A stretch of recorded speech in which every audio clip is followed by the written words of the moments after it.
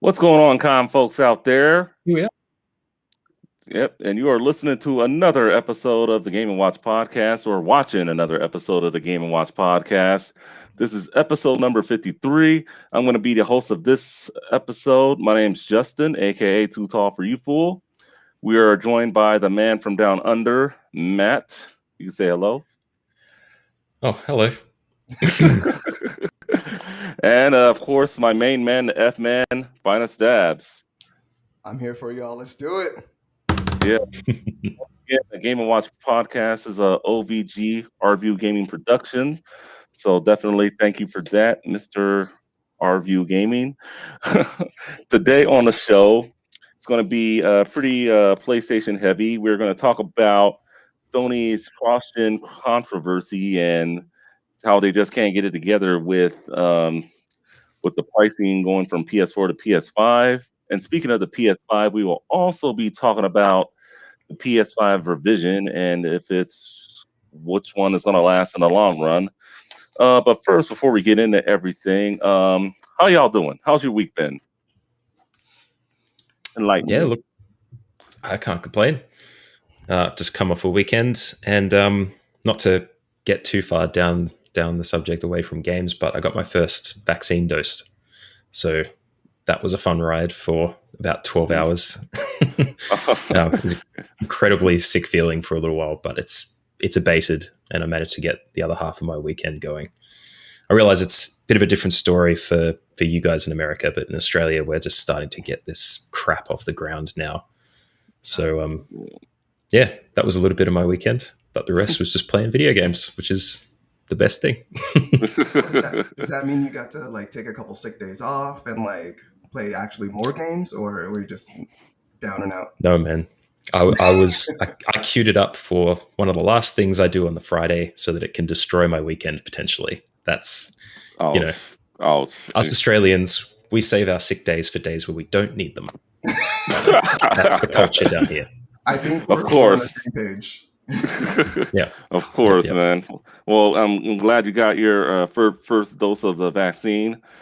F, how's it been on your end? How's it in hot Arizona? Because I can tell you right now, it's hot here in California. So we've been hitting I don't know, I might have said this last weekend, but we've been getting a lot of monsoons. So it's been relatively cool. Cool, of course, in our terms of, it's 103 today, 104, which is nice. Yeah. But I think that's 38 degrees Celsius or something. That sounds pretty hot. Yeah, so it's somewhere around there. But yeah, it's a little bit warm, but it's cooler than it was last year. Last year, we were at 115 at this time, and we had 50 days of 115 degree weather. So I'm doing well as far as that goes. Kids are well, family's well. Video games are well. Well. So, yeah. Yeah, that's good. That's good. Well, I'll tell you a little bit of what I did yesterday. Since cons have not been around, I went to 3 retro gaming stores. And you want to know what they all had in common? No games. No, they have plenty of games. Vitas. There were no Vitas. I think the last one I went to actually had one Vita game. So, were you looking for a Vita in particular, or? No, I was just curious. I just did some window shopping. Just to see what kind of retro games are out at these stores, because since I've moved to where I'm living now about a year and a half, I really have not been able to go to any of these stores, because of the pandemic, But so I got out yesterday. I did that, and I also got this vlogger light. Let me show it to you guys real quick for those of you guys that are watching on YouTube or any of our other channels. Pretty nice. So if my lighting looks a little better, that's why. I can't wait to test it out on one of my Twitch streams. Hopefully I'm doing another one this week, but we'll talk a little more about that later. So, I mean, so far I'm enjoying my weekend. It's not over yet. All right, so you ready to get into the Sonic gaming mentions? Yeah, we probably need to change that name too. It's just, it doesn't flow off the tongue. But Yeah, it really doesn't. Honestly, I like Flash News better, but I mean, yeah, that's something we need to talk about. I would have kept it that, but the last time I told someone about it, they flashed me. So that didn't work out. He was just not the kindest fellow. Yeah, I'm guessing this is a not safe for work podcast, or are we not? It's all dependent. We'll find out by the hour. The naming conventions, yeah. Okay. Exactly. Yeah. All right. So, a dev quit because of Steam. Summer of '58. I guess the game. I do like games that don't have a lot of fluff in them. I guess this one was maybe a little too quick to the point because it only took you an hour and a half. And with the Steam's policies, if you don't like a game under 2 hours of playing it, you can return it. So a lot of people did that for this game, and they made no money, so they quit. So we can start this off, Matt. You're on Steam a lot. What are your thoughts on devs quitting because they didn't make a long enough game? I think they're well within their rights. To be honest, it's a really unfortunate policy that they have in place with absolutely no gray area at all. Because I had a quick look at the refund policy on Steam before the start of the podcast, and there are no gaps there.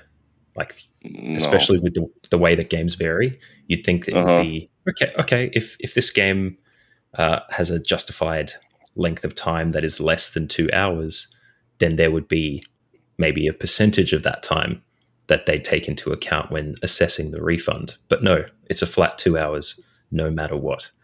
And I've got a feeling that's them trying to get a competitive advantage over the rest of the competition. So that being the case, it really sucks for the developer that they had to do that. Yeah, no one should have to be put in that position. Yeah, it does suck. I mean, I guess they should have put some more fluff in it. What do you think, F? I mean, did they? I mean, with every game, you always have the opportunity to read reviews, do your research, and find out if it's a game you really want to play, or maybe a game that you want to experiment with and then try out and have that experience, whether good or bad. You take that chance with movies, books, every other type of media. So the fact that there's no place you can go and experience any other type of media for 2 hours and then return it. So I mean, it's a devastating policy. I can only imagine how many developers are losing money, and how many developers aren't really getting the opportunity to benefit off their hard work that are just kind of being taken advantage of. And during the system, I mean, because I'm sure there's plenty of people that don't use it, but it doesn't take much. That extra $100 that could go in a developer's pocket, regardless of the amount, $100, 50 cents. I think I went a quarter last week or something like that. Doesn't matter the amount. Every cent counts, and it's just a sad policy. And I hope that Steam would review it and maybe change it, in the near future. People have to open their mouths. They have to speak. They have to say something. And, but in this case, it kind of benefits the player. So, I mean, I can't really see too many people speaking up, but I hope Steam would look at, the developer side and kind of realize hey, well, 2 hours is a lot of gameplay. I mean, I finished games in 2 hours. That's insane, especially for small indie developers. It's not in their favor, and it's sad to see. And I understand people quitting. I would quit if someone experienced it or did anything that I worked on, and then just was oh, that was cool, thanks, I'm dipping. But Yeah, at the end of the day, it's people's art, and the fact that you see this going on, yeah, Steam really needs to look at their policies. I mean, if people are finishing the game on an average of an hour and 30 minutes, then maybe they should have like a 30-minute policy. I don't think. Well, maybe there's a game out there you can beat in 30 minutes. I don't know, but this is something that Steam really should look at. And the fact that people are in their right to do it, but that's just taking advantage of the system, not supporting the devs and the creators. A lot of hard work goes into all video games, so that's just a real shame. Hopefully we don't see any stories like that again. Just really wanted to touch base on that story. Um, let's see. So Xbox Game Pass September, a lot of good games coming to it, and there's some games leaving. Unfortunately, we got Craftopia coming, Final Fantasy 13, Crown Trick, a few, and then a couple that are leaving. Red Dead Online, Company of Heroes 2, Forza Motorsport is leaving, unfortunately. It's always good to see get onto the game Xbox Game Pass, but it sucks like that other games got to go. So I mean, what are you guys' thoughts on it? You guys looking forward to any games coming to Xbox Game Pass this month? Well, I actually just picked up Game Pass to play the game 12 Minutes, which came out a couple of weeks ago. And I usually jump in and out of Game Pass because it is a subscription service and you can pay for a month and then you can drop it for the next couple of months if you want to. But I think this is going to be another problem for gamers that want to put things on the backlog and tackle games later on.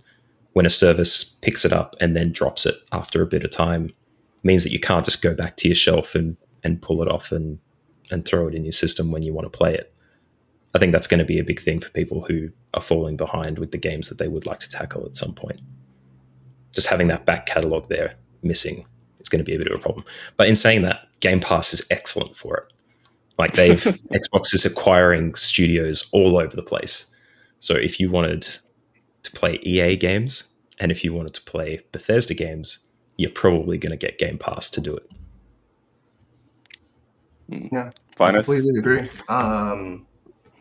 Yeah, I mean, it's the Netflix of video games. Netflix kind of perfected this model, allowing games to, not allowing games, but allowing, they'll get to games later, actually. We talked about that. Yeah, they will. Yeah. But they've kind of perfected this model in order to have limited time availability to these, to these movies and all. Let me stop talking about Netflix. Game Pass in particular has they're copying the Netflix model. You get games on there for a limited amount of time now, and that's the thing. You can pick it up and drop it, which lends to Xbox's in their favor, because that allows it allows the customer to come and go, so they can pay for a month and go. But at the same time, like, Xbox isn't committed to anything. People are going to come when the games come, and then people are going to leave when the games aren't there, or they've already experienced the games. So long as they keep that rotating amount of games that are fresh, they have a good library. It's going to keep people coming regardless. And it's the value's there. So I mean, looking here at this. A lot of it is games I've already played. So no, nothing here is going to particularly draw me. But for those people that haven't played Final Fantasy 13, for those people that haven't played Surgeon Simulator, which is so much fun, this is going to be awesome. But on the other end, Disgaea 4, I love Disgaea.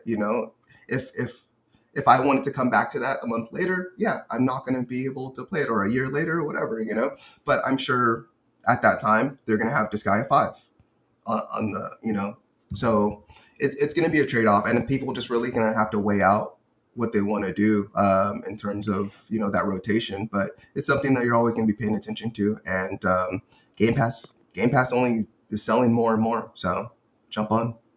Why not? Yeah, it is definitely the future. I don't really agree with them 100% that they always take games off. Like, I'm kind of sad to see Forza Motorsport 7 go, but I mean, hey, that's why I just like to buy the games. I mean, definitely, um, we'll have to see what it holds in the future, but they definitely do keep making bigger moves on the Game Pass side of things. It's definitely the biggest thing in games right now if you want to play a whole lot of games. Real But quick speaking, though, mhm, before we move on, isn't Horizon day one? Horizon Day One. Yeah, Which one? Which Forza one? Horizon. Horizon.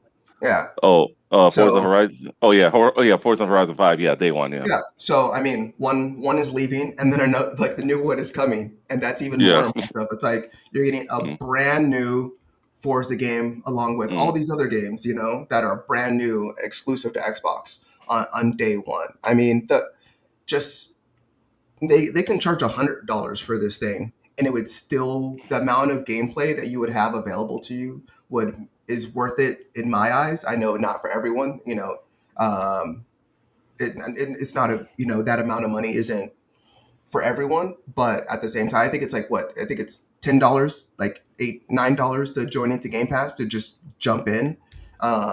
So I mean, Mm.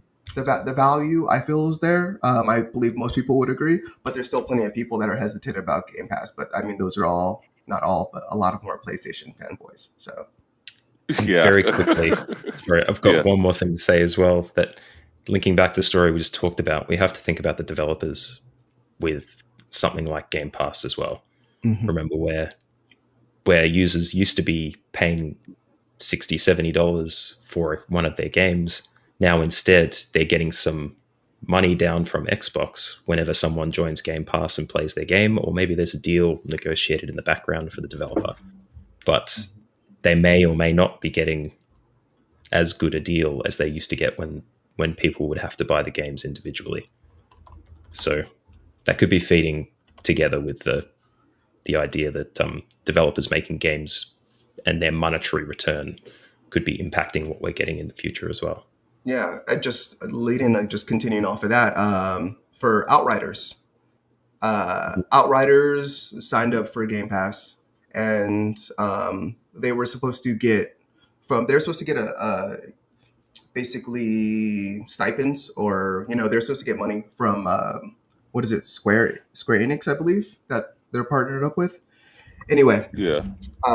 so Outriders was supposed to get money, like a return if Outriders sold, if they sold a certain amount of units, and then Outriders didn't get any money. Like when the time came, like there was like a certain point, like maybe after like the first month or the first couple months, and so I mean it was a big thing. Outriders, like they put on their website, like they basically put them on blast.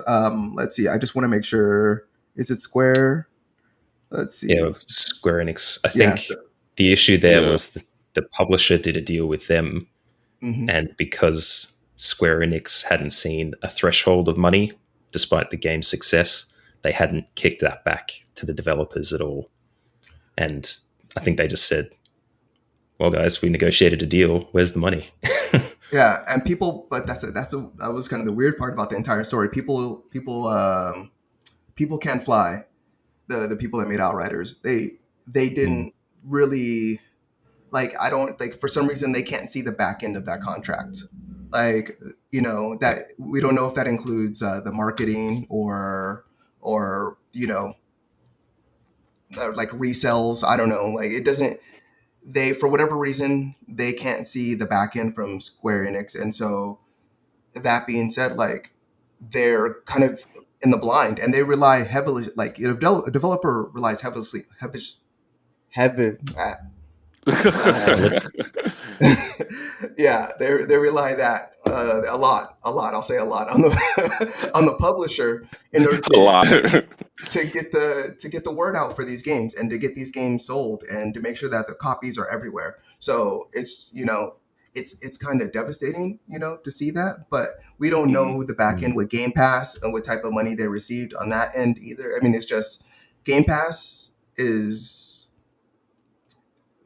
it's a lot. Like there's a lot going on just on that other side, and Yeah. for the developers, it might not all be worth it for all the developers. For some, it might. For some, it may not. That was my entire Yeah. point. before I started stuttering. Yeah, definitely a lot going on behind the scenes with Game Pass, definitely. But speaking of free titles that you can play if you have a subscription, PlayStation, their September looks loaded for them. So Overcooked, all you can eat for the PS5. And that's a good one, especially if you have a wife at home who doesn't like to play video games. Hi, honey. And then for the PS4, also solid. Hitman 2 and Predator Hunting. I mean, those are some pretty good games. Definitely way better than the last month. Um, Fine, if you have a PS5 or no, not PS5, PS4, are you going to be downloading any of these games? Yeah, I made a habit just to download all of them, just to have them for. Yeah, there you go. You know, you just want them. You want them all. Like it's You just want great to all the have them. games. Yeah, I want all the games just to be able to not even like play it all the way through, but just to see what people are doing, see what developers are doing, see how the gaming landscape is changing on an everyday basis. But then you always have access to them for the most case. You know, so just being able to download it anytime when I do get my PlayStation 5, just being able to jump in and download the game and then kick it back up and play it in hopefully at an upgraded scale, you know, at 60 frames, 120 frames per second, would be absolutely incredible. But yeah, no, I'm downloading all of it. Actually, I'm a little bit excited about Predator Hunting Grounds. Mhm. You know, what was that, Evolve? It reminds me of like way back when Evolve came out, but like Yeah. actually some cool monsters. And then I know they put Arnold Schwarzenegger in there, and I don't know if Rambo's in there too. That's probably Mortal Kombat, but Yeah, I think that I'm was Mortal excited to kick that up. Kombat. Yeah, so if you guys want to jump in a game, I would be more than happy to. Yeah, I definitely do want to check. I want to check out both PS4 games actually, because it's like you don't get games like this every month on the PlayStation subscription service, PlayStation PSN subscription service, excuse me. But yeah, I definitely do want to check those games out. Matt, I know you're not console side that much, but do you have any of these games, or have you tried them out, or do they look interesting to you? I'm going to surprise you here. I did actually. I've got a PS4, Oh, you and do I got a was PS4? onto Okay. their service for a little while. I haven't touched the PS4 for a while because Oh, probably for the very same reason that we're talking about here. There was a significant length of time where that PSN service was not offering much value. Like you kind of wait every month to see how good the mm-hmm. value is, and then sometimes you get disappointed with the things that you see. It's also a big money dump in Australia, at least for that. But look, I haven't seen any of those games. I know that Overcooked is much less of a collaboration game, more of a divorce kind of game. Very much so. So shouting out the wife, I think that may have been a bit dangerous for you there. But look, from the sounds of it, I'd say it's a competition thing. If they're leading into their showcase, there could be um, some inferences you could make from the games that they're trying to drop here. Like there could be something coming from IO to do with Hitman. They might have a special release there that would motivate people to start playing Hitman 2 or even Hitman 3. Yeah, I think there's always going to be ebbs and flows with the kinds of value that you get. But I think invariably the value tends to be pretty good regardless. I mean, if they always like to put that stuff on the box, don't they? Get $250 of value for just, $12 a month or whatever it is. Yeah. Yeah, it's a good thing. Good for people who can't always fork out the full price, the full box price for a game. Yeah, money is important and all that. Yeah, no kidding. I mean, you definitely want to. I mean, that's why lately, I don't really go for the big $60 releases anymore. Unless it's a game I really want to play badly. But if it's coming to a service like this, and if I have a chance to download it and play it later, that's one thing I do like about this. Like once you download it, it's in your library. You can play it anytime you want. You just come back to it That's it. later. That's one of the values that I feel that it definitely does bring. But I do agree with you, Matt. There was a while where there was just games being put on there every month, and it was just like, what is this? And Speaking especially of, if you don't yeah, use the network features and play with other people, like you're yeah, not getting that value. yeah, no, not at all. Well, speaking of the PS5 and Xbox Series X or S, um, according to an article I read, looks like shortages will continue through 2023. Well, good for me because I already have my PS5, but I think getting the Xbox Series X is going to be quite the challenge. Well, maybe a little more challenging. I mean, I know, Finance, you've been looking for a new generation console with the Xbox Series X. What are your thoughts when you read something that shortages may still continue for over a year plus? I mean, so right now we just hit like a little over 300 days with these consoles out, and it's been horrid. Like I don't like I know last week I talked about how I tried to get the Halo Series X edition during Gamescom and everything, and Yeah, I really didn't dive too deep into it, but it's just been devastating. Like not being able, like you have the money, you have the ability, and you wanna jump in so bad, but you have to. Yeah, you have to like kind of stalk the internet. You have to stalk Twitter. You have to, stalk these stores and go on their websites like every 5 minutes, every hour of every day. It's rough. And just the fact that Xbox in particular, like during Gamescom, didn't prepare like a way for these like the diehard people to get consoles. Like, come on, like you knew this was gonna sell out. Like you could have just reserve orders. Like you have to have the email address. Like there's people that like I saw like already have an Xbox Series X, and now they have a second one. They could just got the Halo edition just because. Like no, come on, you don't need a second one. Like yes, give people the do. people, you know, like I haven't heard anything about bots regarding that. And PlayStation's on track to sell more consoles than they're outpacing the PS4, and which is insane. So it's a crazy time. I know gaming's bigger than ever with still so many people indoors and dealing with everything that we have to deal with. I would just really someone throw me a bone. Like someone just if you come across a Series X, I will buy it off you. I'm not going to buy it off you for $900 or like 700. I sell it for me market value. You don't lose anything. You don't gain anything. Like maybe like I can buy you a coffee like afterwards, like or something. But like I just want to get my hands on a console. I'm doing a gaming podcast with my friends here, and I would really love to jump in the next generation as I've been listening to it for the last 300 days. But how are you guys feeling with this? Like, Matt, like, are you feeling indifferent or how are you doing? To be honest, I don't care. I think last week I talked about managing expectations with regards to stuff. This is another thing because in Australia, you get used to getting the tail end of things, game releases, movie releases, Sounds like you need to move. streaming. I got Yeah, a spare okay. bedroom. Sure, yeah. Just you can get that pandemic away from us, and we might even be able to think about it. But I think what you explained just there is a perfect encapsulation of the frustration that everybody has, but it's what the companies don't care about anymore because Yeah, their they biggest don't. hump was when they talked about the release of the consoles. The biggest hump for them is the competition with each other, the value add for either console.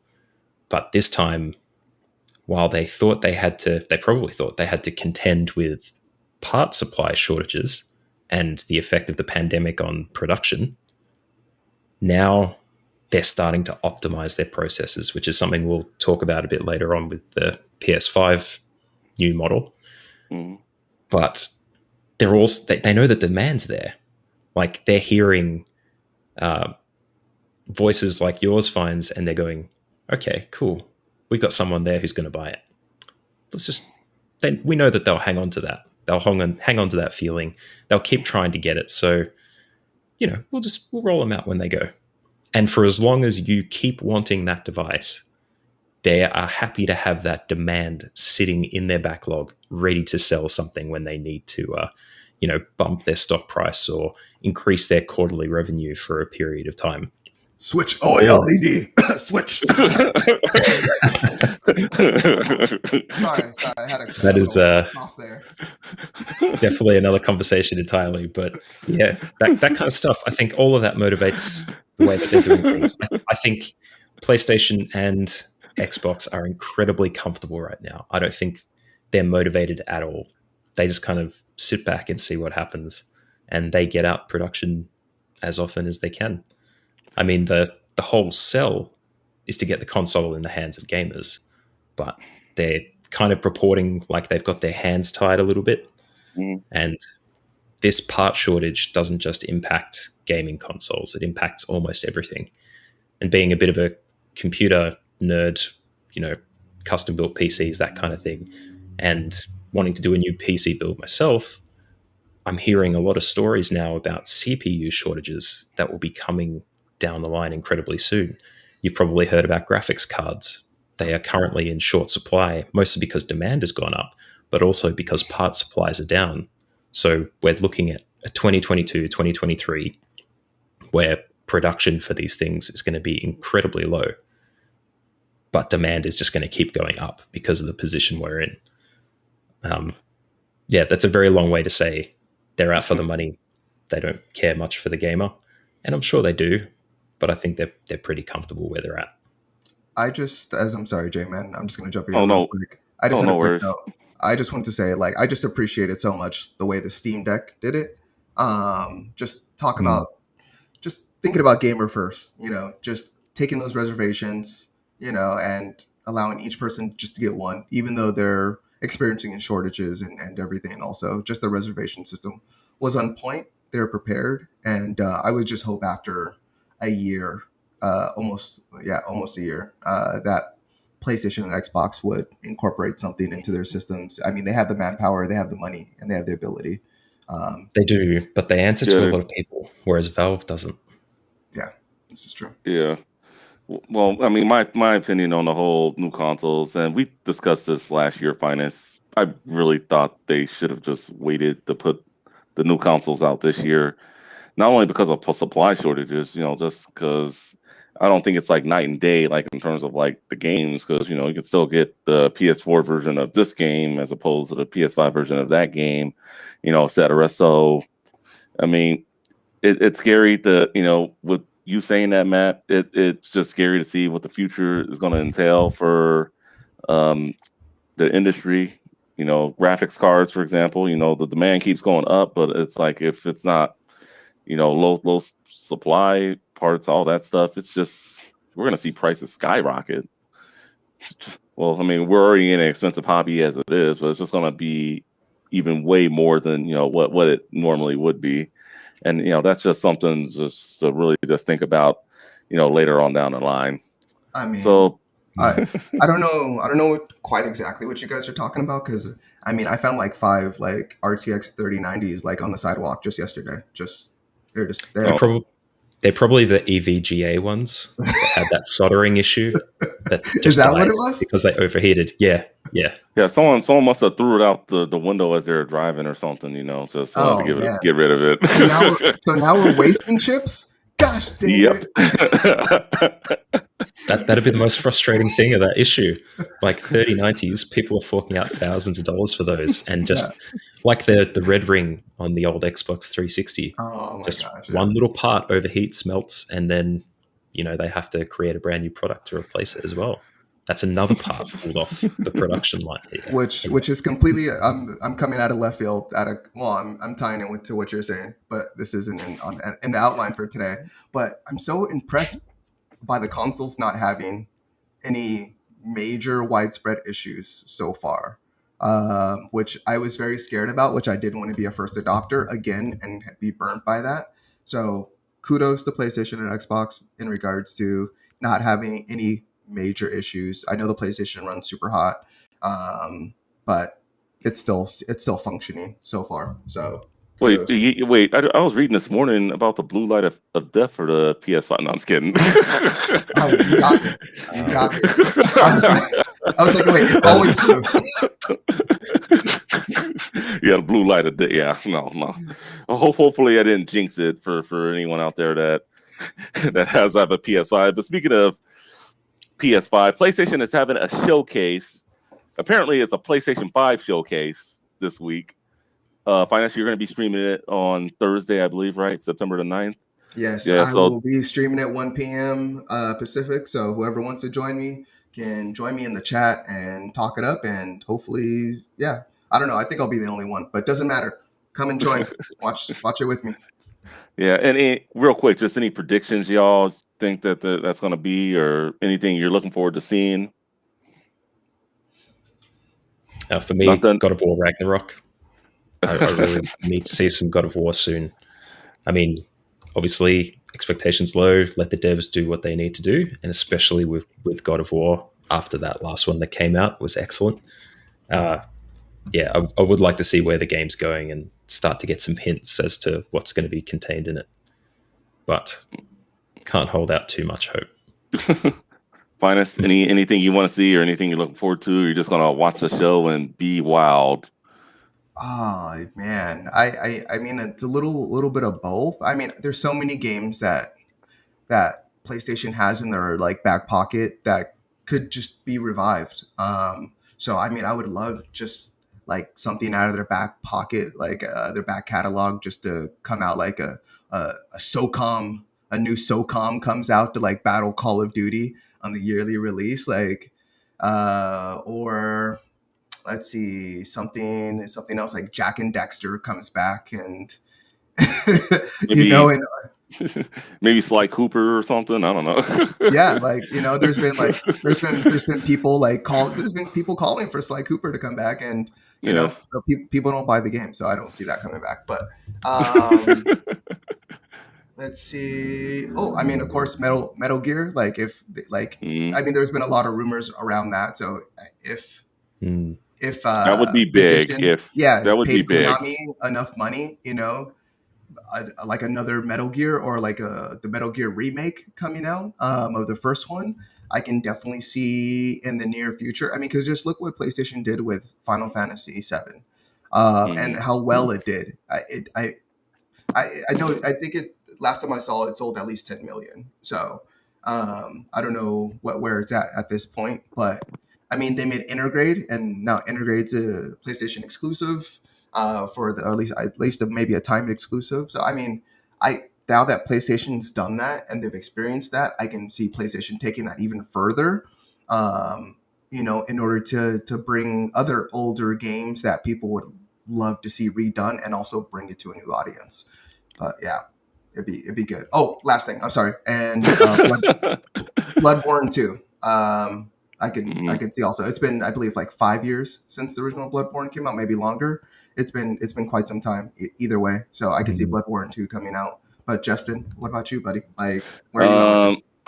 I really would like to see, you know, some more information on the next Gran Turismo game, and you know, I just want to be just amazed with just something new or just something that hasn't been done in a while. That's what I'm looking forward to, and of course, you know, it being for, you know, the PS5, since I have one, you know, just not no disrespect to anyone that, you know, just rolling with a PS4 or anything, but I know like the next several, at least next year, the games are still going to be cross-gen. So I'm just ready for it. But if they say, hey, this is coming out in 2023 for the PS5, hopefully enough people have enough PS5s by then that they could just start making it exclusives and, you know, just slowly start breaking away from the PS4.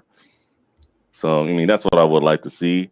Another question for you guys. Nintendo rumors. And we all love Nintendo rumors, don't we? Apparently, there's been rumors out there that Game Boy and Game Boy Color games, not Advance, at least it didn't say Advance, are going to be coming to the Nintendo Switch Online service soon. Any games you would like to see from on there, or just does that get you excited for their online service? Does it add value to it, or Matt, what do you think? You think Game Boy games would be adding value to their online service?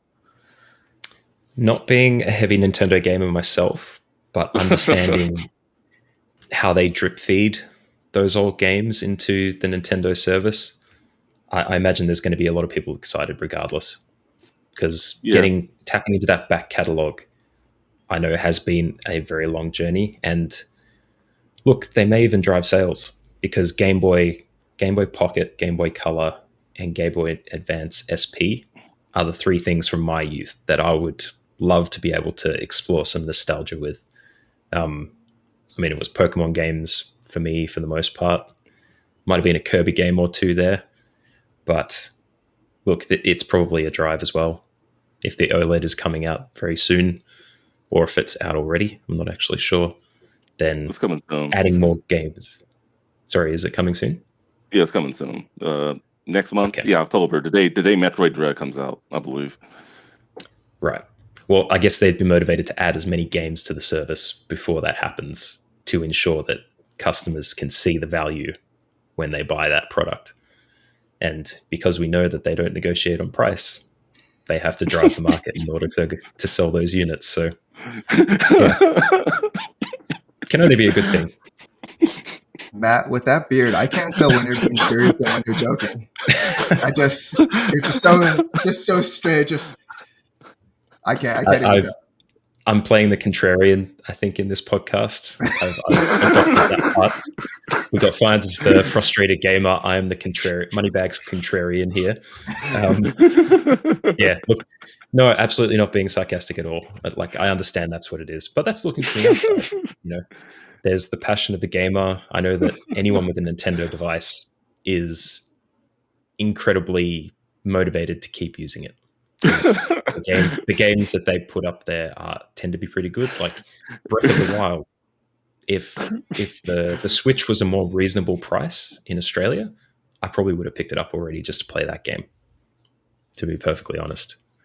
But yeah, look, Nintendo Switch, it's good.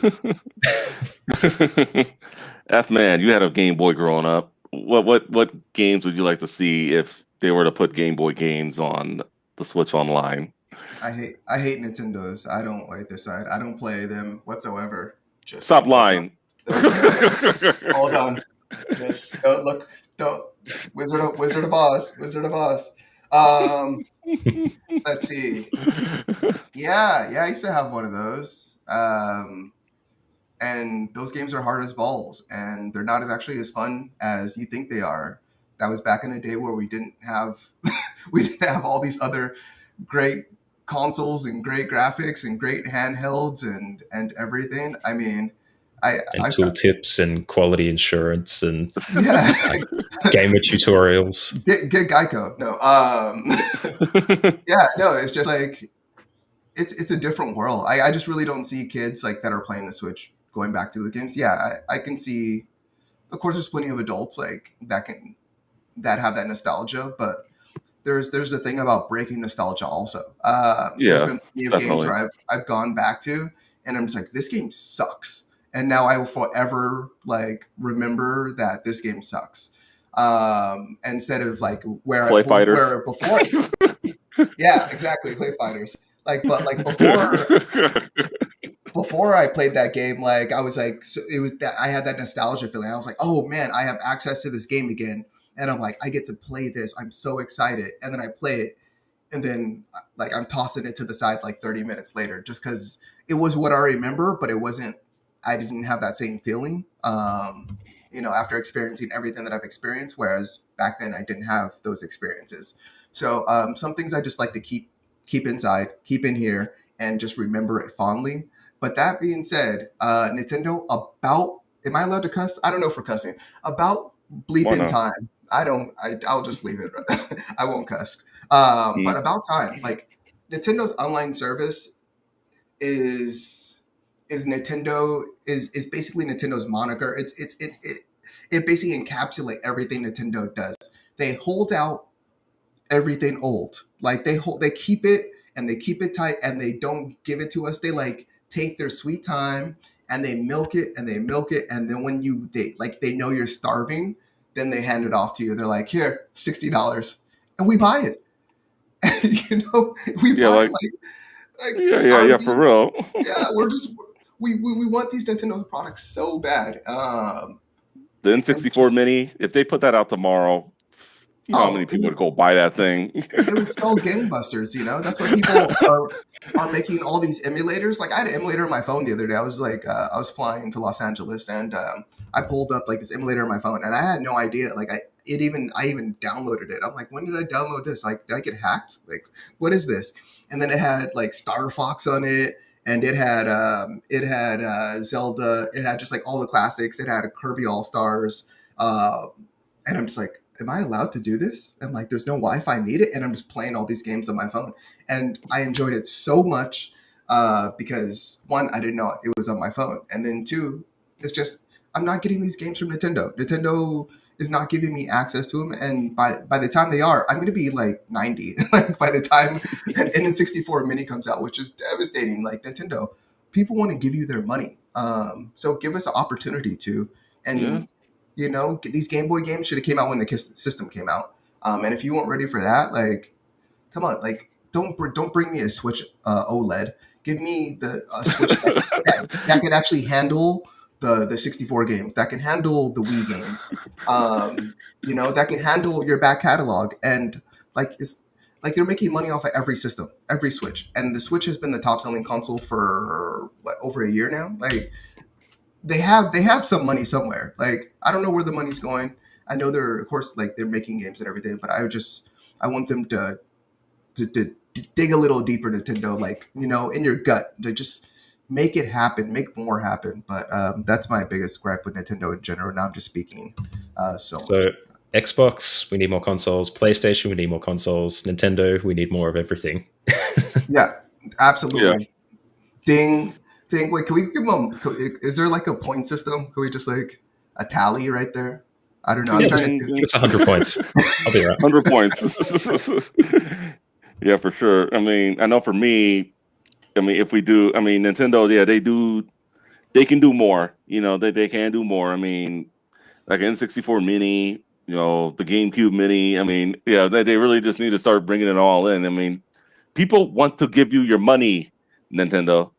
And it's just like you just don't want to take it or something. I mean, you focus great on the software. Just care a little bit more about your hardware. You have a just one of the best catalogs in all of gaming. You know, GameCube. You know, it's a console that's more popular now than it was back when it came out. Like like some of the stuff I just don't understand it. But you know, just definitely just Nintendo. You could do so much. But Are we spoiled? Yeah, I think so. More of everything. I think the frustrated gamer, pandemic is spreading, I think. But again, the way that you guys feel about this stuff is exactly what they want. Yeah. They create that demand, they generate it, and then they give you a little bit so that you know that something's coming. You don't know when. Justin, you were talking about a Nintendo Direct that may or may not be coming. Yeah, that was my next topic, actually. Yeah. Do you think it may come? It may come this week. I mean, who knows? I mean, sometimes they'll just drop them. Sometimes, you know, I mean, historically they have done Nintendo Directs in the month of September. I mean, you think? Do you think they're going to do one this week? Either of you?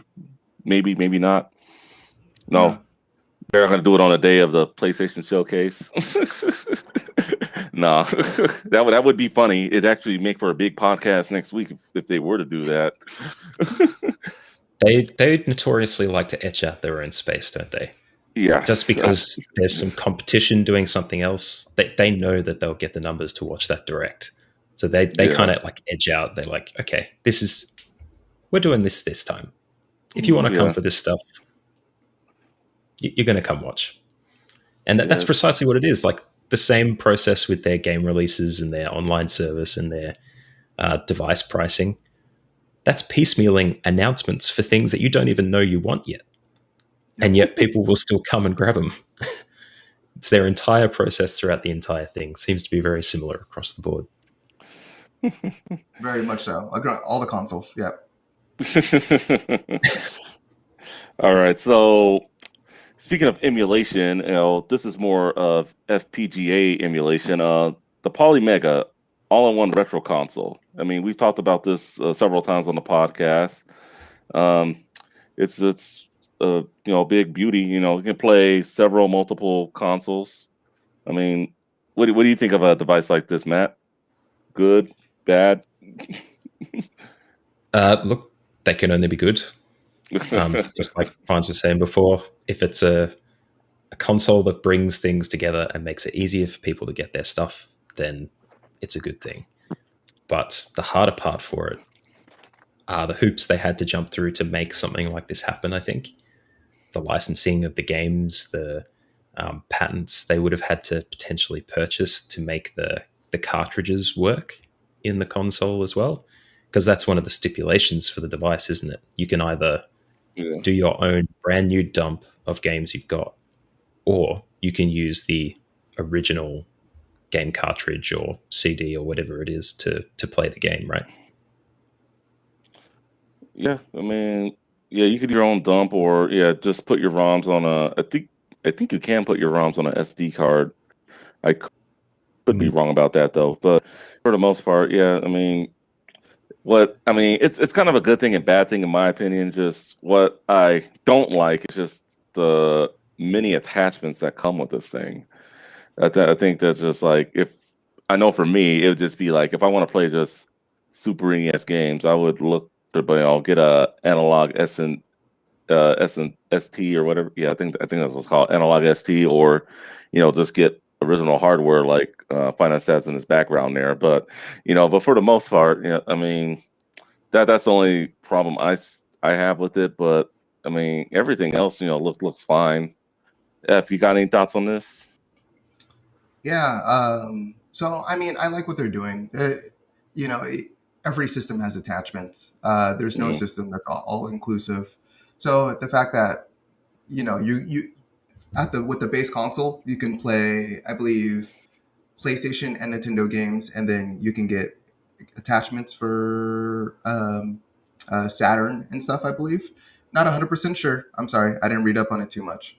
But I'm fine with them allowing you to buy attachments to do more. You get the console, you get what you get, you can play what you play. But if you're into Sega Saturn, or if you're in, I don't know what other consoles it plays, just hypothetically speaking, if it does Jaguar, if there's an attachment to play Jaguar games, you have that capability.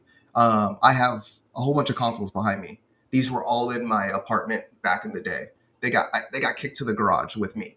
So, like, if I was just able to have like one console and put it in my household, and then kind of take my back catalog of old retro games and go inside and play it in my house on my comfortable couch, it would be awesome. And then, yeah, it does come with 32 gigabytes of memory. So yeah, it's not much, but it does have expandable storage also. So just you don't necessarily need to have that back catalog. You can play any ripped games, or games you downloaded off your PC, and play it on this console for the most part. So Yeah. there's options there, and that I think that's the key point of this is like, hey, you don't need your 20 consoles that you have, sitting behind. Convenience factor. Yeah, it's completely convenient, and I think that's the name of the game more so now than ever. Yeah, I would, I if I completed my other console collection, like, and I was just kind of in a place where like I wanted to simplify, or maybe I do want to purchase something in my house after I get my PlayStation 5 and Xbox. Then yeah, I can see myself buying this. But until then, it's a nice thought. It's nice that it's there. Just Yeah. to jump off on what you said before, though, Justin, like where it's kind of a convenience thing. If you want to have a wife who still loves you, and make room for other things in the old TV unit besides the 20 other consoles that you've got. It sounded like you were maybe edging towards this product as a fake retro thing. Like maybe it's not authentic enough for the actual retro gamer. Well, no, not exactly. I, I think everyone has their preference. I mean, for me personally, I already have this for SNES Mini. For those of you who can't see, and I got this also. Me personally, I just don't really see any use for it, in my home. The only thing Because you've got enough things. Yeah, I got enough things. So, but I mean, if you don't have one, I mean, by all means, definitely go pick it up. Isn't that strange though? That attachment we have just to like the look, the aesthetic of items. You know, because if it did look like a Nintendo, or if it did look like a PlayStation, like an old PlayStation or something like that, I can see so many people being like more attached and more willing to possibly purchase. But I feel like just because there's none of that there, that none of that attachment, none of that history. You know, it's more of a niche item because I mean we've seen consoles like this before, and this is far from the first one. Yeah, Other ones with similar attachments that so you can play other consoles.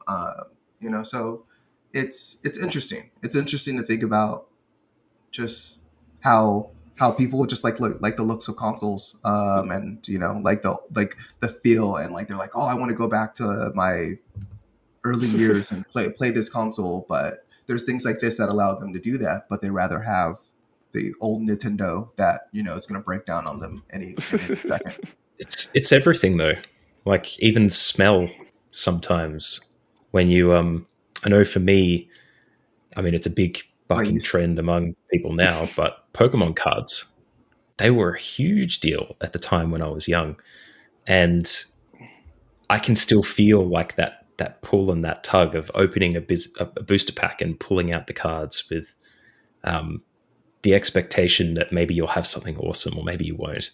But you know, the smell of the cards, you kind of remember that, and the tangible feeling of those cards in your hands as you pull them out of the booster pack. It'd be the same with the consoles too. Like there are people who'd look at the NES models and the yellowing plastic and say, "That's real. That's what should be happening with a console, yeah, yeah. not this I saw polycarbonate plastic that they use now." Yeah, I saw a few of those Super NES with the yellow when I went to those retro gaming shops yesterday. So, yeah, people do Mm. want to see that. But yeah, but the point of what you were saying, Finest, I think the Super Analog Super NT, that's like closest it's going to get to the Super NES. So I think like if you want to play just say Super NES games, for example, people would get that because you know it looks like a knockoff Super NES, and you know, not to mention that it's probably the best clone console that's out there right now, also. But you know, just I think like some of these companies are really trying to go for the way that original console looks. Some companies are better at it than others, definitely. But I think that's what people, you know, what companies are trying to do. All right, so we have another topic here. China has new gaming policies for minors. Apparently, they can only game for 3 hours a week 4 hours, yeah, 3 hours a week. Yeah, Almost there. online. Yeah, ridiculous. Yeah, 3 hours a week, Friday, Saturday, Sunday, and I guess holidays for only 1 hour. Um, boy, it has to be rough for those kids. But I mean, I believe it's just online gaming, though. I don't think if they're not playing online, then I guess they can go a little longer.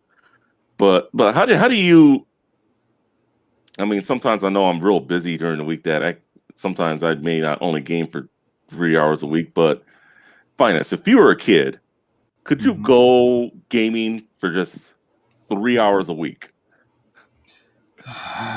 As a child, no. But I mean, gaming is so different, you know, than it was than when we were kids. You know, I feel like this is like the nostalgia episode. Just keep going way back.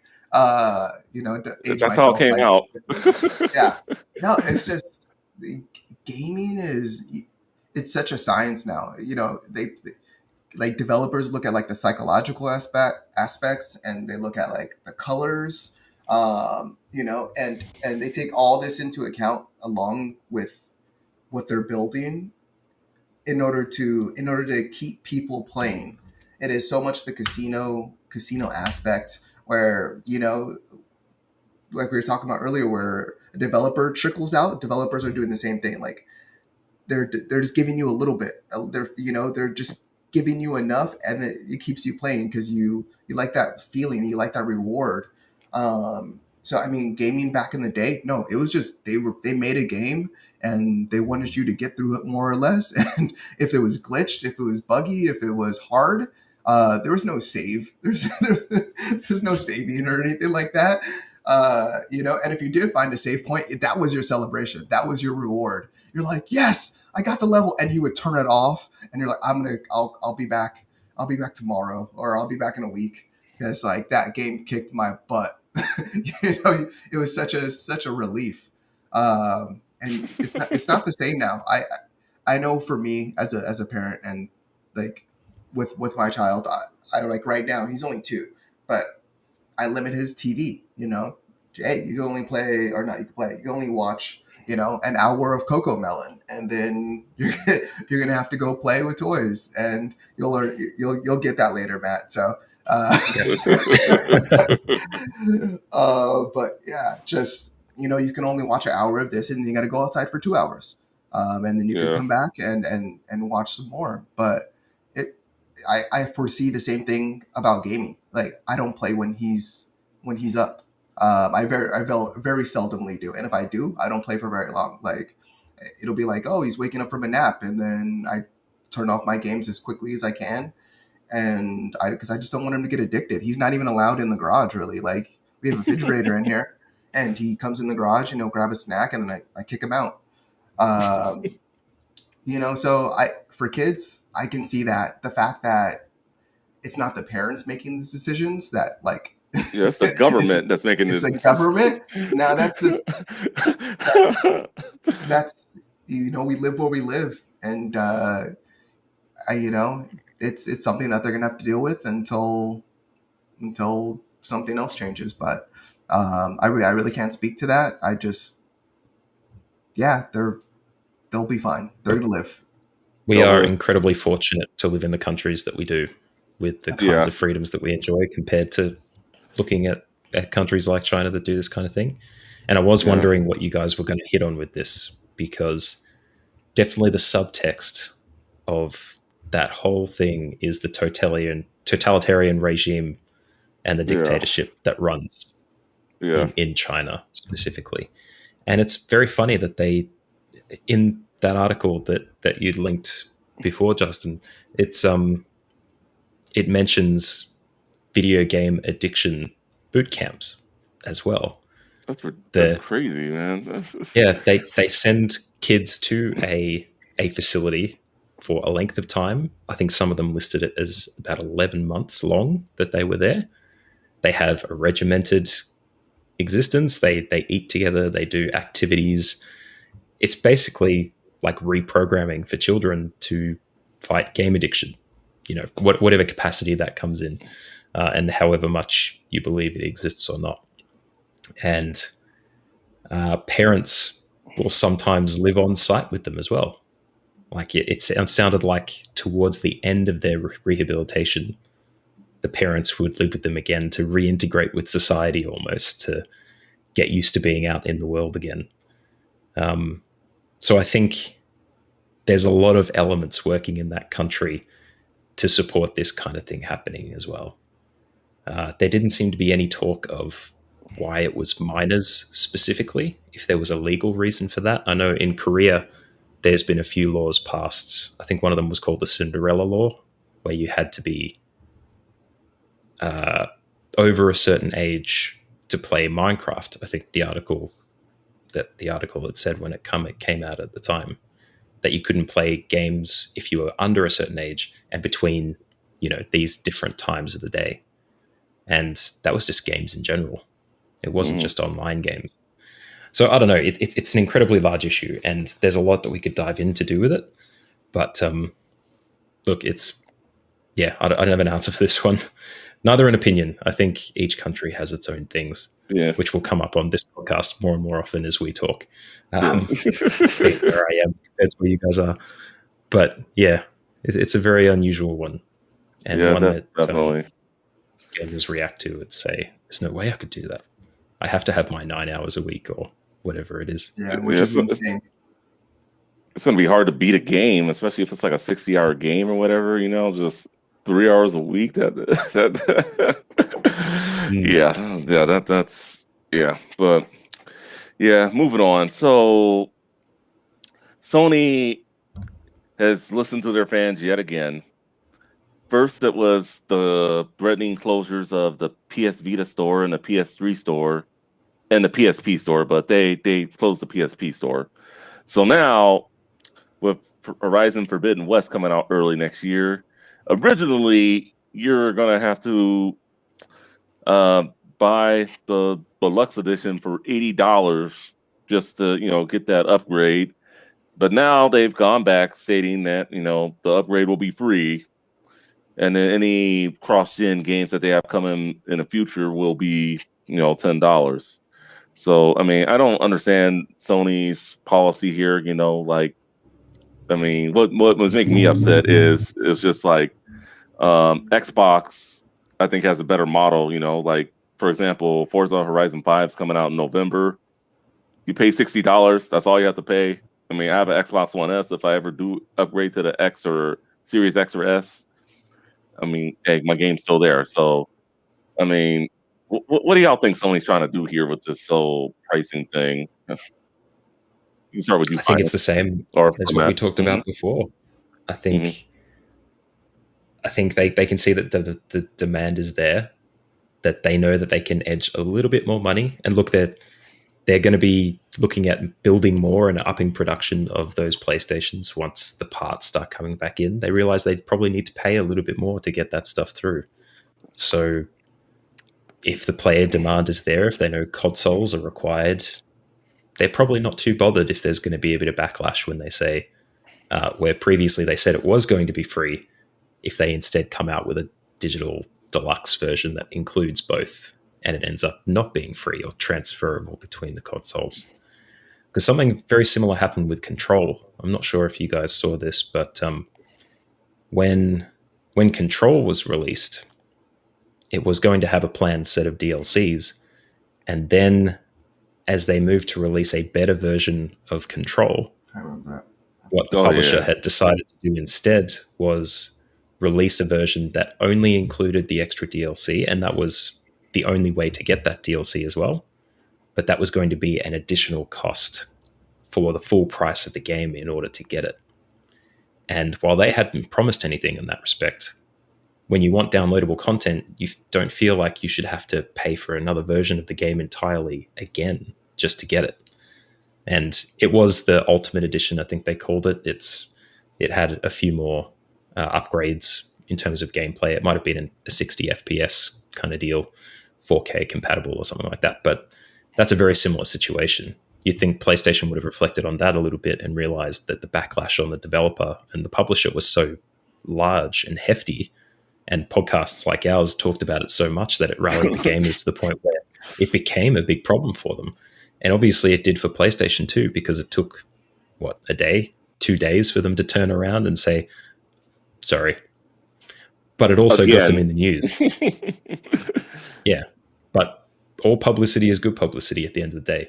If they wanted to be in the news and make an announcement about this game, they just drew everybody in. And then within a day, they turn around and all of a sudden, look at that. All of future cross-platform games for PlayStation exclusives are going to have a pricing tier that will allow people to branch into the new console. And what do you know? Maybe some more consoles come out and become available to purchase in larger amounts in a few months. Maybe we get an announcement later this week about God of War that it's coming out early 2022. And then they open pre-orders for a new SKU of the console. Like, there's a lot of opportunities for them to jump on this and create more demand and more money. Again, I'm the moneybags contrarian on this podcast, but yeah, I think that's what it's going to ultimately end up being. If it wasn't a plan, and I don't think they were too bothered with putting people on the back burner. The evidence is there. They would have seen that the whole Control thing meant that there'd be player backlash. Yeah, for sure, definitely. Finance, you got any thoughts? I have a couple things that I wanted to touch on, but actually I want to hear your thoughts because I'm gonna go on a rant in a second because I'm the angry gamer. Okay. You, Yeah. you, Because we if go on you your rant. I mean, I give my thoughts. it's what are you doing, Sony? Like, what are you doing? I mean, you didn't do this when the PS3 to the PS4. I mean, you made it pretty simple. It seemed like Xbox was the bad guy back then. Now you guys have slowly taken down that role. I mean, and just they just been doing like a lot of things lately that have just been giving player backlash. Just like the threatening closures of the PS3 and PS Vita stores. Now you got this, so it's just make it easier for us. Like if people want to play it on the PS5 and they have PS4, just make it an easier roadmap. It's already hard enough that people can't even come across the PS5 without paying $1,000 to someone on eBay, which I don't recommend y'all doing, by the way. But just make it easier and fair for your consumers. You don't want to have backlash. You don't want to regress like you did when the PS3 got off to a bad start. Now on to you, Finest. You're right. Yeah, and you're right on that. Like PlayStation already figured this out with the PlayStation 3.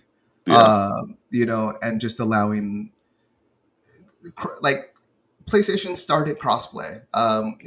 As far as I know, but PlayStation started crossplay.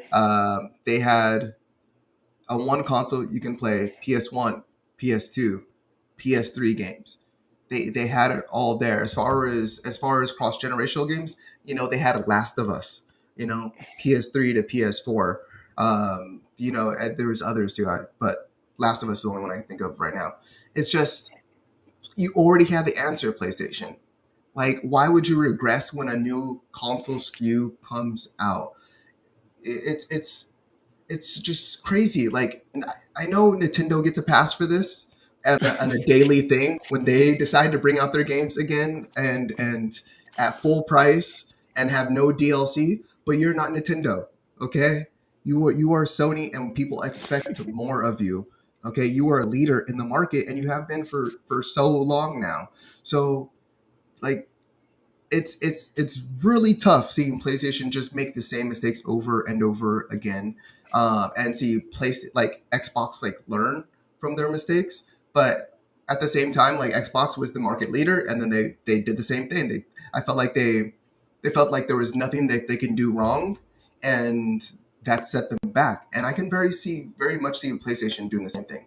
Right now, PlayStations are selling like gangbusters, but with these constant slip ups, I guess you can call them, these things that like kind of like knock the place in and make you kind of think and just scratch your head and just be like, wait, so on Xbox I can play all my games from my Xbox, my Xbox 360, my Xbox One S, or my Xbox One, and I can play it all on my Series X, and it's not going to cost me anything. And some of my games are upscaled. Wow, that's a really good deal. I don't have any Xbox games. I never bought one, but I'm gonna start right now because I'm pretty sure going forward with the next console generation, I'll be able to play all my games and take it with me, and that's what people want. And we even looked forward to that with the PlayStation 5. We're just like, oh, well, am I gonna be able to play like my old PlayStation games on my PlayStation 5?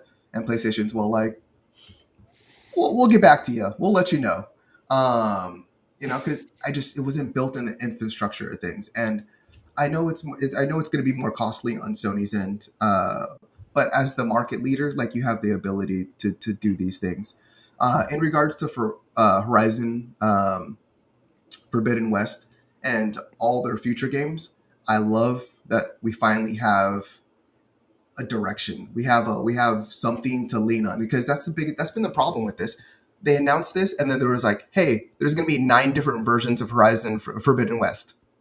Upgrade as you please. Here goes a pie chart, and then here goes your upgrade model.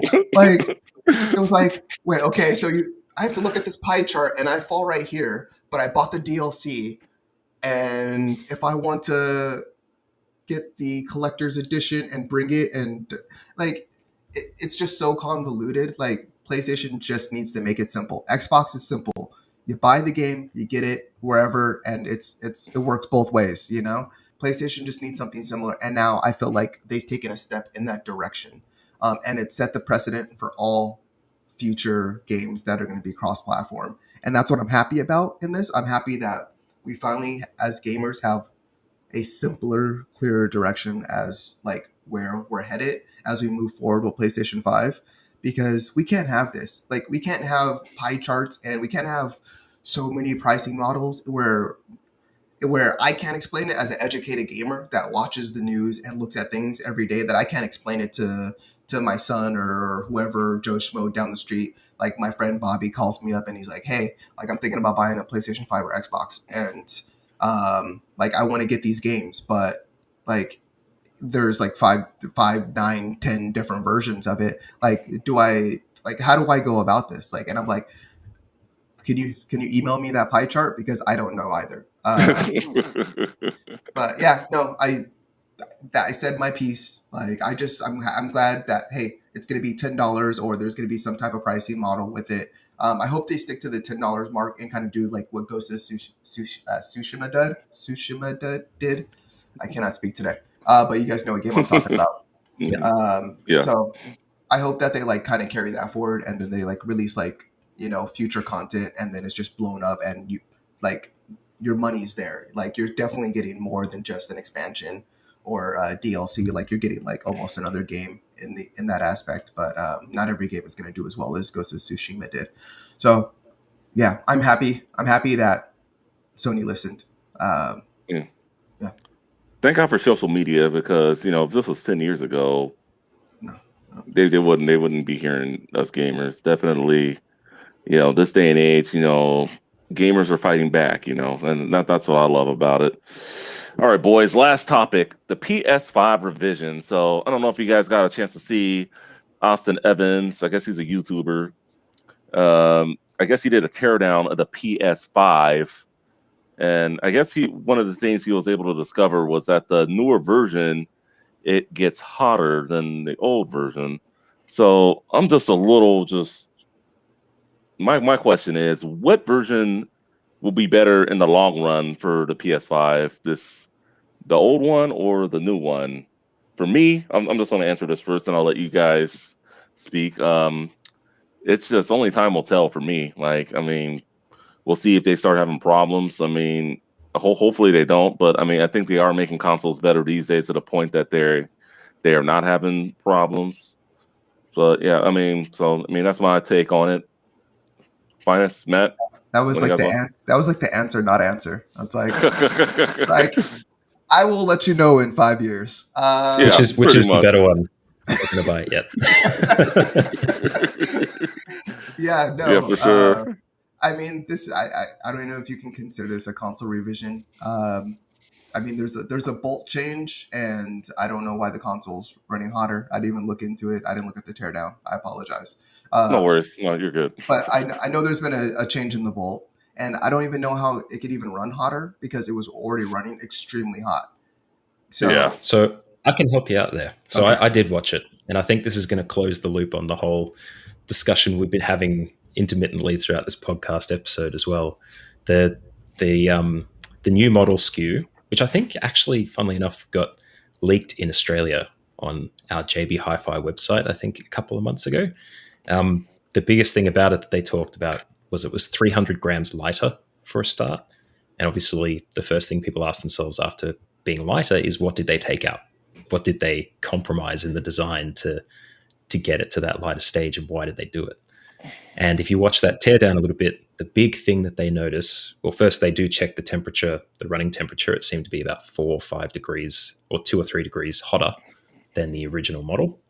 But when they ripped it apart, they found that the heatsink inside was a lot smaller, and it also wasn't made of a copper design, but it was more of an aluminium design. And copper is a lot better at drawing heat. It's got a better thermal property than aluminium does. So the newer SKU not only runs hotter, has the same, if not bigger power draw from the device, but it also has a smaller heatsink, which means it's dissipating heat and it's not cooling the device as easily as the older model would. So that's why the temperature has gone up a little bit. But I think they're more than happy to do that because they've seen the model go out. They wanted to get over that hump that I mentioned earlier, where they were competing with Xbox for a product and they didn't want the red ring problem. So they dumped as much money as they could into very high quality components to ensure that there isn't overheating, that the device doesn't sound like a jet engine when you play one of the higher scale games that they released at the time. And now that the console looks good, now that they've got real world data to compare against with the devices that have been out there, they know what they can play with a little bit. They know that they can go about maybe 3 or 4 degrees hotter with the running temperature of the device. They can still draw what they want from the components contained in it to get the value, the graphics, and all of that, those running components that they have. And they can roll it out for cheaper because they're using less expensive components and smaller heat sinks to be able to roll out a new SKU.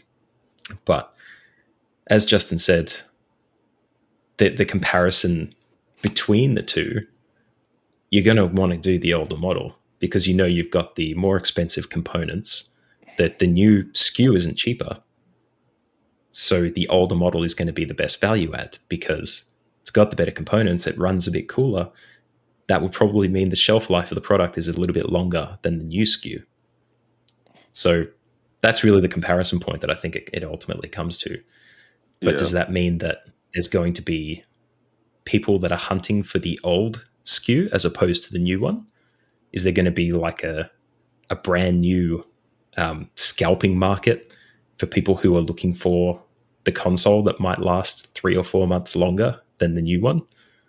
Like, this is all the stuff that's going to have a throw-on effect, I think, that could impact things. But in my opinion, if I had a PS5 right now, I wouldn't be upgrading to the new model. And at the same time, just because I can't get an older one, I wouldn't not get the new one. Yeah. I think either way, you're going to get what you need to from it. This is just one of those teeny tiny little things that people like to fixate on when they're trying to compare products. And it doesn't really hurt that PlayStation, since they've sold so many consoles so far, that every console that they're selling, they're making profit. So precisely, and now their profit margin will be larger because they saved 20 cents per device on a smaller heatsink that doesn't dissipate heat as well. That's all it comes down to, really. It's always money. Yeah, it's always money. Well, thank you, guys. We got through all the topics. So, a couple things left for the podcast. We got the rundown of all the games that are coming out, and then what we are playing. One of my favorite parts of the podcast. So, what's coming out this week? So we'll start. Chernobyl Light. I think I said it right.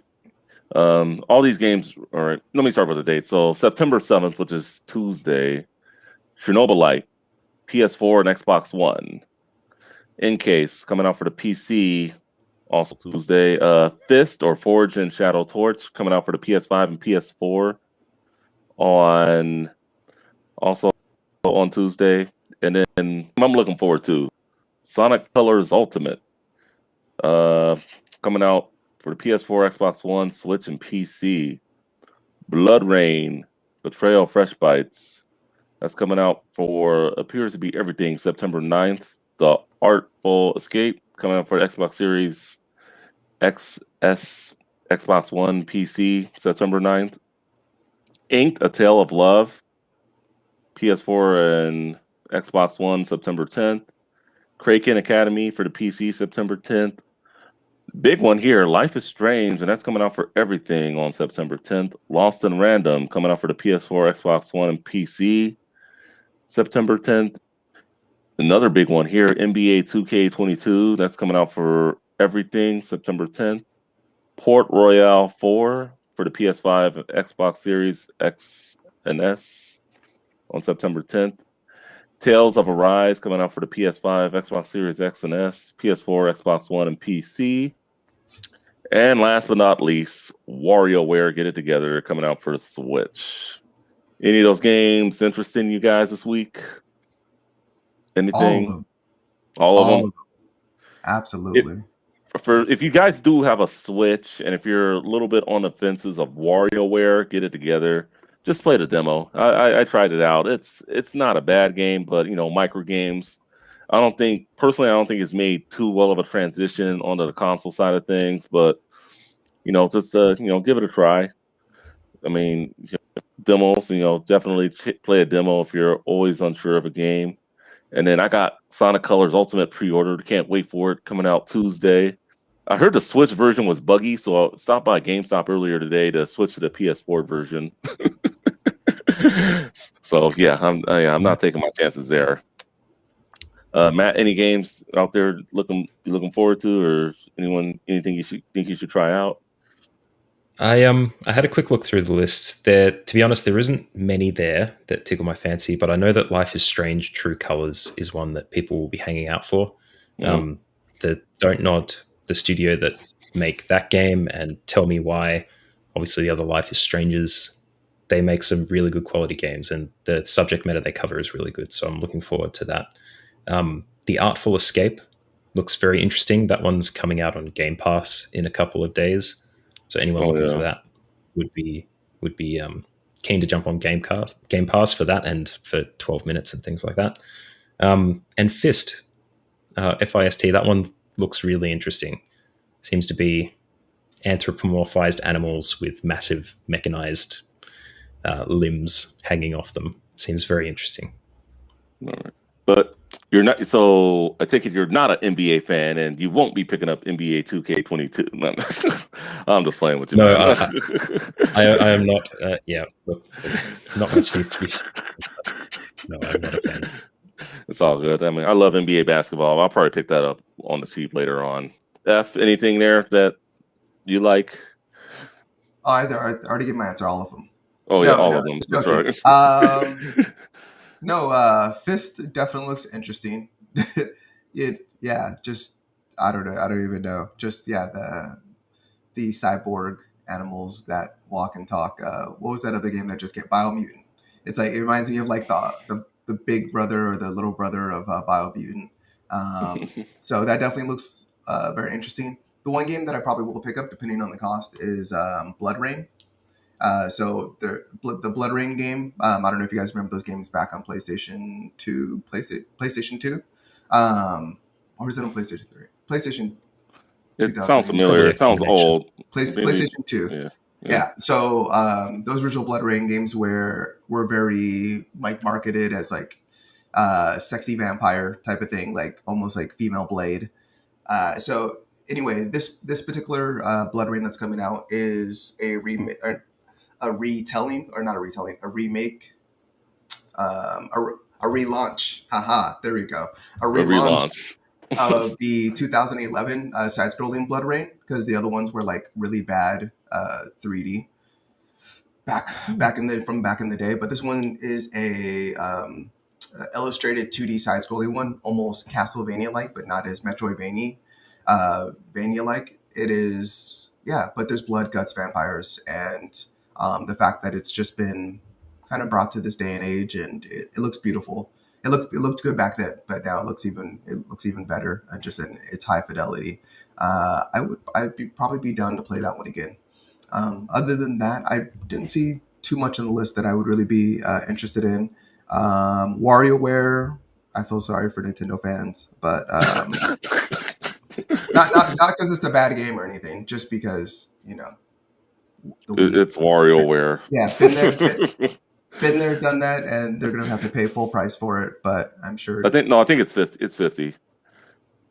That's full price in my book. But I don't know. It's still a lot of money. It's still a lot of money for a game. Yeah, but that's a different topic. I would wait.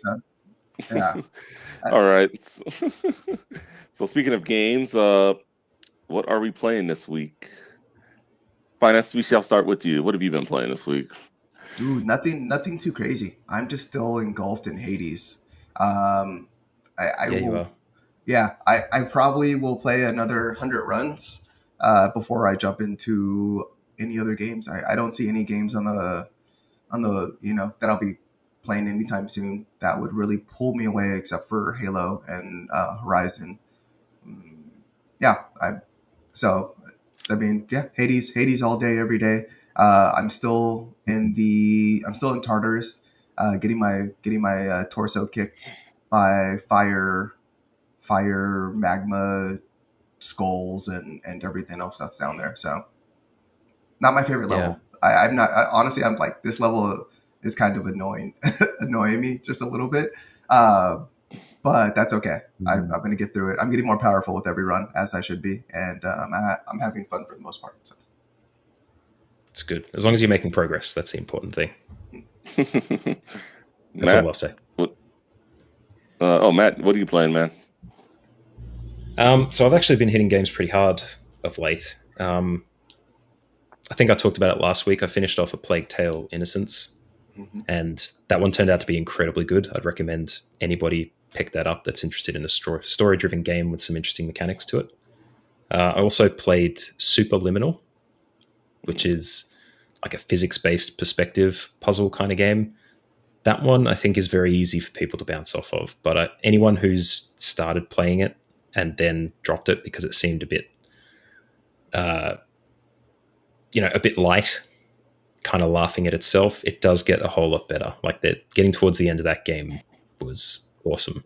It has a really interesting and unique message that I think is really cool.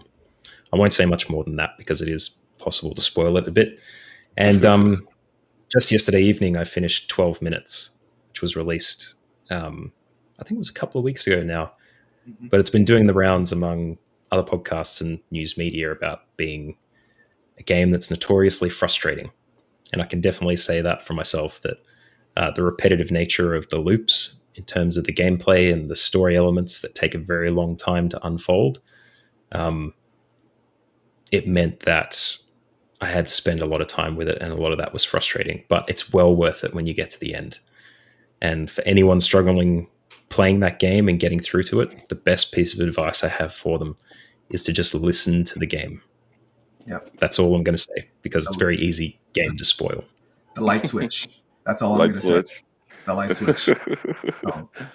You need to know when to have dessert. That's one of the important. I'll definitely take that into consideration. As for myself, I finished The Legend of Zelda: A Link Between Worlds, so on my 3DS. So, I beat a game. So yeah, I think I'm a little Zelda out. So I'm going to be taking a break from Zelda for a while. What else did I play? Oh, you saw me streaming on Friday night, Matt. Caves and the Wild Masks. I jumped back into that. I streamed it. You saw my so great and not so great gaming skills. So if you follow me on Twitch, definitely check that out. The replay is there. I'll actually send the link to you, find it, so you can put it on our YouTube channel. And then just otherwise, just getting ready for Sonic. Sonic Colors. So I popped in Sonic Forces game that I got deep into. I never finished it. Just not the greatest Sonic game ever, but but I'm a sucker for those older 3D Sonic games. So I played that for a little bit last night, and then that's about it. And on my end, just wanna get that Sonic. I got that. No, wait, I did get that Sonic. What is it? The Dark Brotherhood. So yeah, Sonic Chronicles, Dark Brotherhood. Yeah, I want to play that. That's probably going to be the next handheld game I want to play. So I showed Link some love on its anniversary. Now I'm showing Sonic some love. Well, so I'll be playing this week. Definitely Sonic Colors for sure. But so that's going to wrap it up for our podcast for today. Any final words, Finance Matt? No, just keep gaming. Don't get frustrated. Just be patient. All right. Thank you for listening to or watching the Game & Watch podcast, episode number 53. I'm Justin Reed, a.k.a. Too Tall for You Fools, saying so long. Hope you all enjoyed, and we will catch you on the next one. Later.